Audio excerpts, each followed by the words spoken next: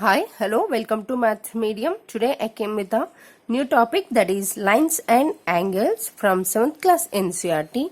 This is introduction class. In previous classes, you may learnt about the lines and angles. This is just recall of lines and angles topic. Just recall the lines and angles through this introduction. So let's moving into the lines and rays, line segment and angles. These are the topics we are going to discuss now. So let's start with lines.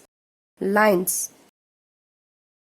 If you take two dots and one line passes through those two dots, it is said to be a line. We generally denote that points as capital alphabets or small alphabets, that is your ways. So AB bar, like this, AB line. This is the line. But coming to the line segment, here line segment, it is nothing but it starts with one point and ends with another point. So let it be AB. So how we are going to denote it? That is AB bar. If you take a ray, it is, if start with a one point and it goes through the infinite way. It doesn't have any point on the other end. It is said to be a ray. Let it be called it as AB ray. So how we are going to denote it? Like this, AB ray. This is the denotation of ray. Next, coming to the angles. This is the main one. And angles. We know that if you take two lines, these are said to be lines, two lines apart. But if you add the two lines together, we get some angle is here. This is the angle. So it is called angle. Denotes in degrees. So it is the symbol of the degrees. And how we are going to denote it? Let it be A, B, C. So this is said to be angle B or angle ABC. So if you are going to measure this, then you have to project this angle as like this. So in these angles we have 5 types of angles. One is right angle, another one is straight angle, third one is acute angle, fourth one is obtuse angle, and finally another one is reflex angle. These are the angles we studied in earlier classes. Now I am going to give a just recap of these angles, how we are going to denote and how we are going to tell it is a right or straight, acute, obtuse, reflex angles. So let's take a small picture for A. If you take a line and make a point anywhere, if you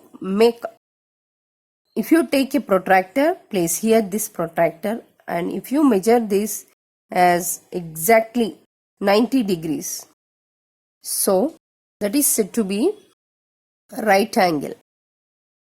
It is nothing but 90 degrees. So if you measure this is a 90 degrees. Generally we are going to denote it as this symbol also. There is no need to represent it is right angle or 90 degrees also. This is a just shortcut about the right angle. Next, coming to the straight angle.